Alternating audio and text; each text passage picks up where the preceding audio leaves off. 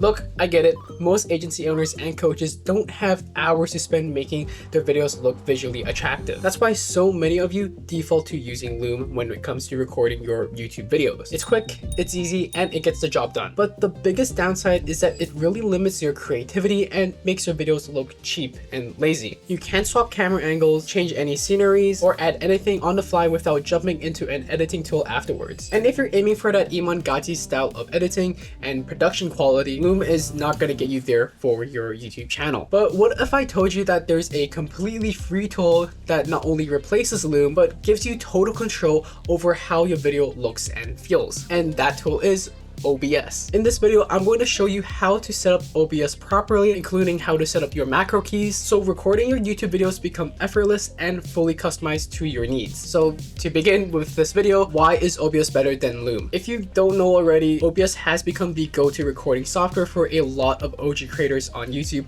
for over a decade. Back in the early 2010s, it pretty much became the preferred choice for not only recording videos, but also for streaming content. And the reason behind this preference of using OBS is because of the insane customizability when recording anything on your computer. You can set up multiple scenes, switch between different camera angles, add any overlays that you might have, and basically control every aspect of how your video looks live without relying on any heavy editing later on. Now, comparing that to Loom, sure, Loom is simple and very easy to use, but it boxes you in your creativity. As I mentioned earlier, you get one camera angle, one screen, and if you want to add anything else, you're stuck doing that in a third-party editing tool. By using OBS, you're not only saving time, but you're creating videos that look more professional, and that's a better presentation for your YouTube channel. And here's the best part. If you're already comfortable recording videos with Loom, adapting to OBS will be really easy for you. Loom already has you speaking naturally off your screen without relying on a rigid script, and OBS works perfectly with that same style. But the big difference is now you have the flexibility and creative control to make your videos stand out more. Now, with that being said, I'll quickly show you how you can properly set up OBS so you can begin recording your YouTube videos in the most creative way possible. So once you first open OBS, this is what the application will look like. From first glance, it may seem like a lot, especially to new people, but it's quite simple and easy to understand. So this giant black box you see right here is where your recording would look like, and at the moment it's black because we don't have any of the scenes or sources set up, so there's no image being shown. So I'll get that into it very soon. So then this leads me on to the next tab, which is called the scenes. And in the scenes tab, this is where you're able to create the different scenarios on how your video can be recorded. For example, you can have a scene showing your full screen, swapping from camera 1 to camera 2, or any specific applications that you just want to be shown. From the sources tab right next to it, you make sure you don't get it confused with the scenes tab, because in sources, this is where you can design and customize how your video is going to look like in each of the specific scenes, whether inputting your specific sources such as a video capture, screen share, and let's say you create a different scene. Anything that you create in the sources here won't be copied over into a different scene. So this way it gives you that customizability Loom doesn't have when it comes to choosing what you want to show. And on the right side over here of your screen, you can see this is where you can start recording a video. The only thing that you have to care about is the start recording feature right here. So great. So after explaining that, I assume you have a better understanding on how the interface actually works. I'll later on explain how you can set up hotkeys and the place where you can send your saved recordings into, because OBS does kind of make it a little bit challenging. So anyways, the first thing I do want to quickly set up in terms of the scenes is actually the screen recording. So I'm sending this screen share just temporarily because it's just easier that way. I'm just going to delete the original scene since we don't need that. And in the screen shares right here, you want to go to the sources tab and click on the plus icon. And this is what is so cool about OBS, is that you have so many different sources or features that you can include in your scenes. But for the purposes of this video, I'll just be doing display capture because I want to do a screen share. So I'll be clicking on display capture, just name it whatever you want. I'm just going to keep it as it is and click on OK. Now, depending on you might have, of course, one display. A normal person will probably have one, but I have two. I have a 2 display setup if you've been watching my YouTube videos, and I'll just be selecting tapping the monitor that is primary to me. And as you click on the screen, you'll start to notice that you can actually see what is happening in the preview right here. So click on OK, and this is what it's actually going to look like in your recording. Now, if you want to adjust the sizes of what is being shown, which of course this is something that Loom does not offer, you can use the red borders right here to change up your look. So for example, if you want something really small and show something else right here, you can also do that. If you want something bigger and I don't know, maybe zoom something in if you're like a crazy person, you can also do that. But for the sake of this video, I'm going to keep it at this size because this is the normal size probably everyone is quite used to. Now, let's say that I want to add a small camera in the bottom right corner of my screen right here, so it looks like a Loom video where I'm talking to the camera. So how I would go about doing this is, firstly, I will go click on this plus icon and then go click on video capture devices. I can name it whatever I want, but I'm just going to keep it as it is. So I'm going to click OK, and then right here, depending on you might have a lot of different devices. As you can see, my camera just turned on because I have a camera connected to my computer, but depending on you, there are a lot of different options. For example, if you're using a MacBook that has a built-in webcam, for example, or you have an external cam set up, or you have something like me where you have a DSLR camera set up on your PC, you can choose which device you can connect to. But since I already have that already set up, I'll be clicking on EOS webcam utility, but there are different options that you can play around. You just got to understand which device is actually yours. Of course, you can play around it. I'm pretty sure it'll work out really well for you. But anyways, I'll click on my camera, obviously, and then click on OK. I'll keep all these settings the same.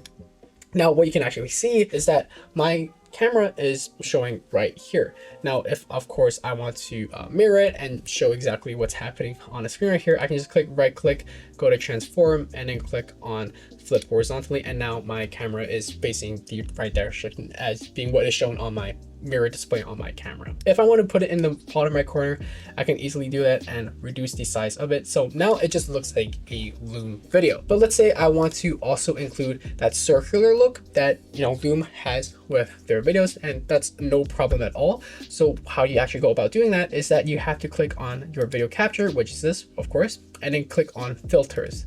Now, under filters, you go to effect filters and then click on this plus icon, and then right next to it, you want to click on image mask blend. After doing that, just click OK. Now, the most important thing I do want to mention is that you want to use an image, something like this, which I'm going to quickly open, where the background is black and there is a clear white circle in the middle. And why this is so important is because what OBS does is that it keys out the white image right here, so it puts your face in the middle of the screen. So I'll leave a link in the description to a bunch of different icons that you can use if you want to customize the look of your own camera. But for the purposes of this video, I'll just be using this because I'm kind of lazy. But anyways, we click on browse, and then I'll just go find where this image is. I'm just going to drag it in here because whatever, I'm kind of lazy.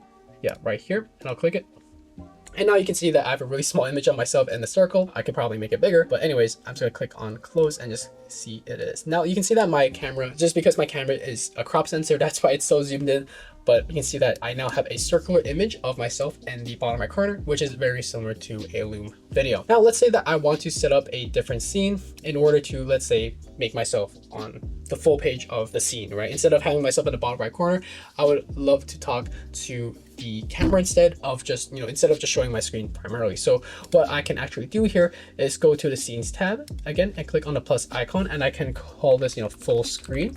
And then I'll click on OK. And now you can see that the scene right here is completely different. It's all blacked out because what I'm about to create is completely different to the screen share. So I go into full screen, I then click on the plus icon, and then I would love to go click on video capture devices. Now you can see that you can add an existing device, which is what you created beforehand in the other scene. But if you do that, you can see that I still have that circular face that's happening on the screen right now, right? But if you want this to be a full screen, this is something you don't want to happen, because if you just increase it, it just looks weird, right? So anyways, if you want to do that, you just have to set up a completely different video capture device. I'm going to type this as full, just so I know what I'm working with here, and then create a new one, and then just select my device again, and then click on OK. And then you can just find yourself in a full frame like this. So really easy to set up a device like that. So this is pretty much how you would set up all your different scenes if you were to be using OBS. But of course, if you were setting up and maybe talking to a camera and you don't want to make the transitions of, you know, going to the screen right here and then clicking on different scenes, because it just looks kind of weird, because who would like to see yourself looking at a screen? To make the transition seem a lot more seamless to your viewers, you can actually set up a lot of different hotkeys. So how we go about doing that is that you have to click on the file tab right here and then go click onto settings. And then afterwards you can see that there's a hotkeys tab on the left hand side right here. So you just gotta go click onto that and then scroll down to just find all the different scenes. At the moment I have 3 different scenes at the moment, because I'm just gonna do something really funny on later on to show you what I mean right here. You can see that to enable a hotkey, you want to do it to a key that you can switch the scene to. So for example, if I want to do a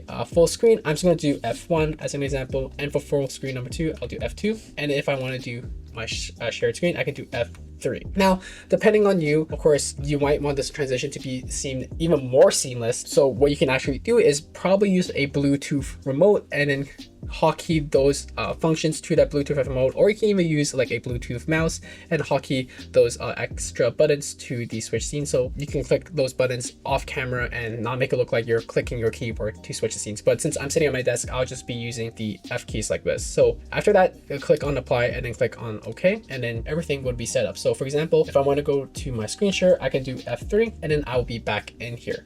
My video capture device is lagging, so I'm just going to reactivate it right here, and you can see that I'm back.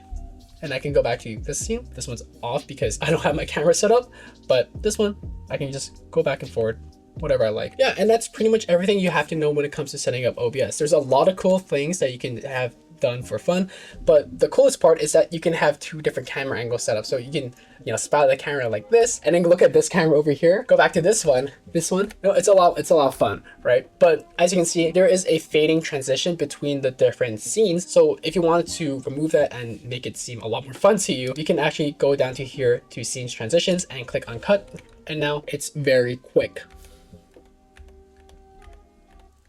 Epilepsy.